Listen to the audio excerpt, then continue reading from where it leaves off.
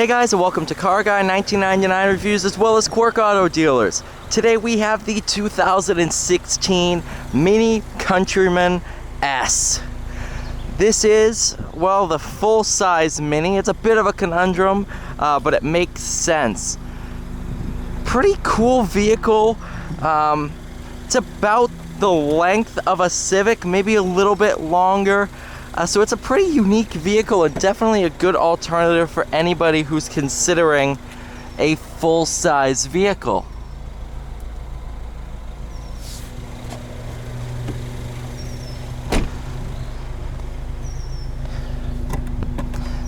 Aha!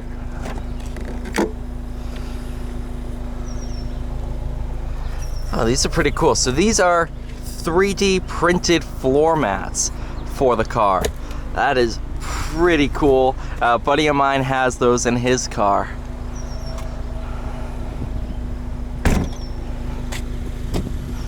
It's a really good look to it. I'm actually quite a big fan of it, especially after driving it. Nice back seat area.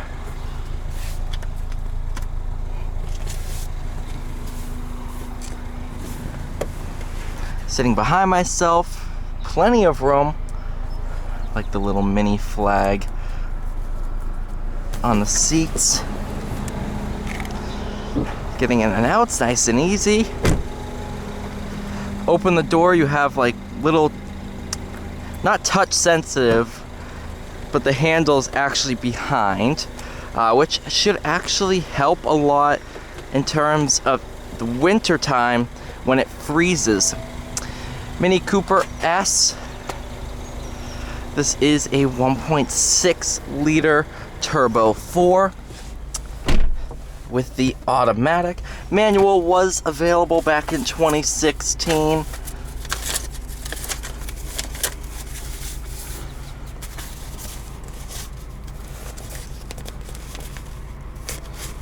See if I can find the window sticker anywhere.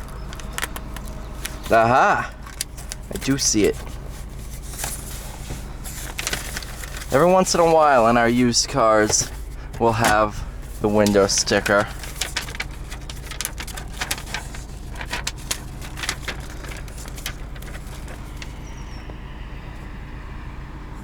Steptronic automatic transmission.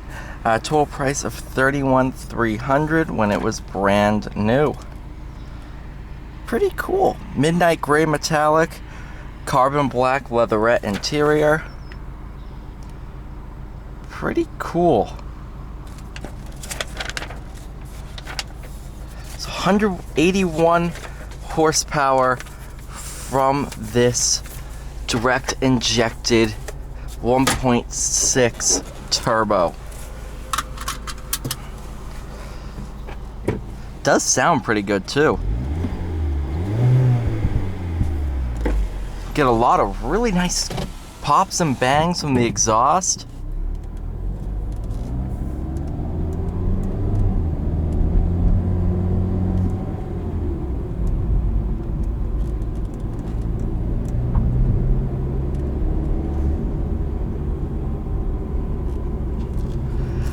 One thing about Mini Coopers and the Mini brand as a whole is they very much pride themselves on being fun to drive. And this is no exception. Even for being the full-size all-wheel drive variant, it is still an absolute joy behind the wheel.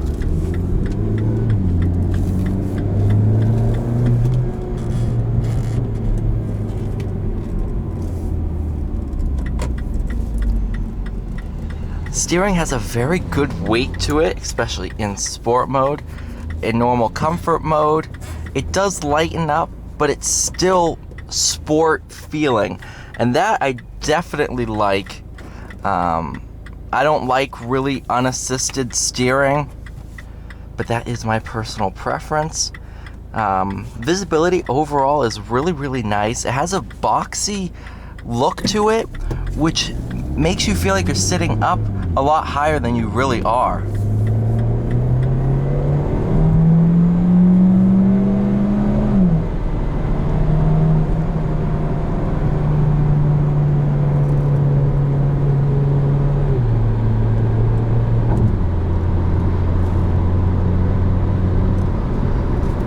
good amount of the torque is down low between 2 and 4,000 RPM. That's due to the smaller millimeter size of the turbo that Mini decided to put on this motor.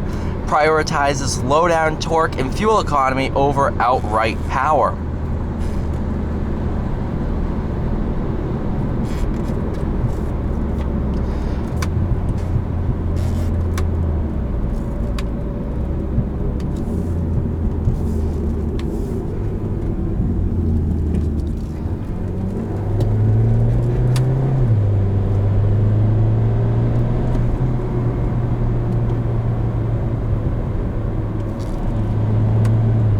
Paddles, I mean, you can shift down with the shifter down below, but I prefer to use the paddles, keep my hands on the steering wheel.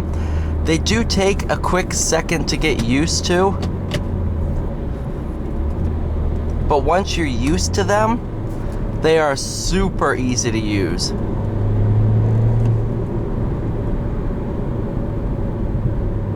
What I mean is, in most cars with paddle shifters, your left hand controls the downshifting by pulling the paddle towards you. Your right hand is upshift by pulling the paddle towards you again. This one, you can drive with one hand and do all the shifting.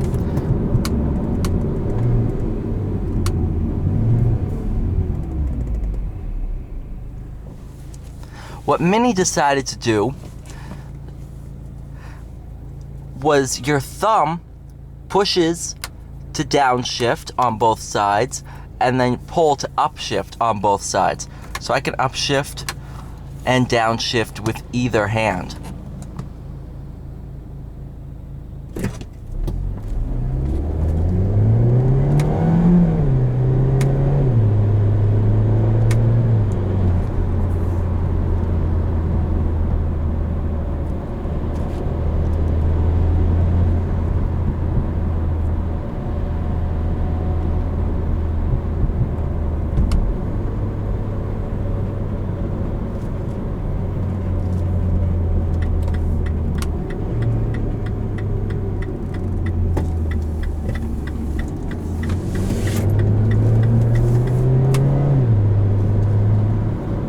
Such a playful chassis.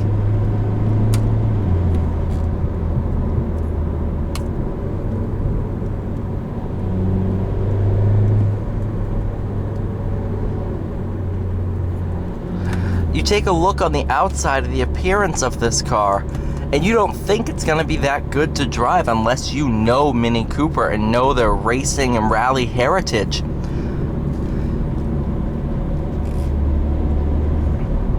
Mini Cooper is, or Mini I should say, is a sub-brand from BMW,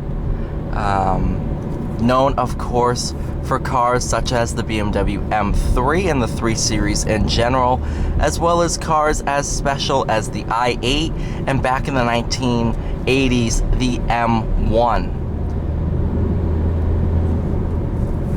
In case you don't know, the BMW M1 back in 1980 was a manual transmission V12 supercar.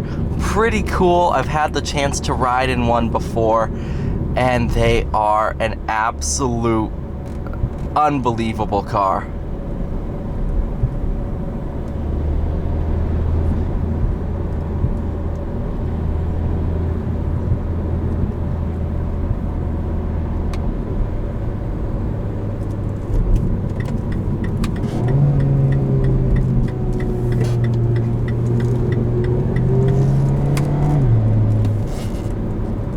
Absolutely awesome back road handling car.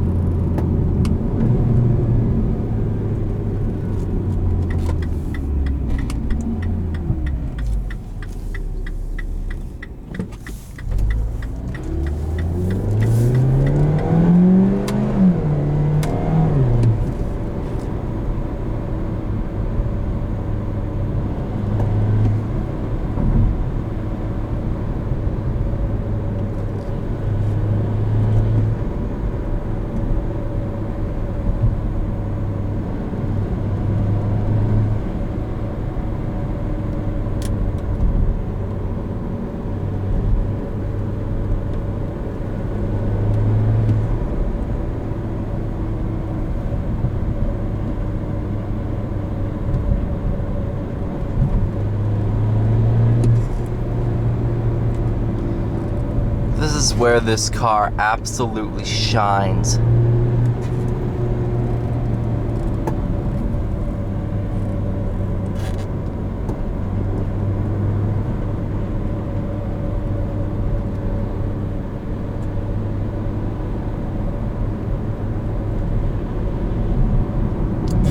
See how it does over these bumps. Even being the S model, of course, it features a sport-tuned suspension, but it still handles the bumps very well.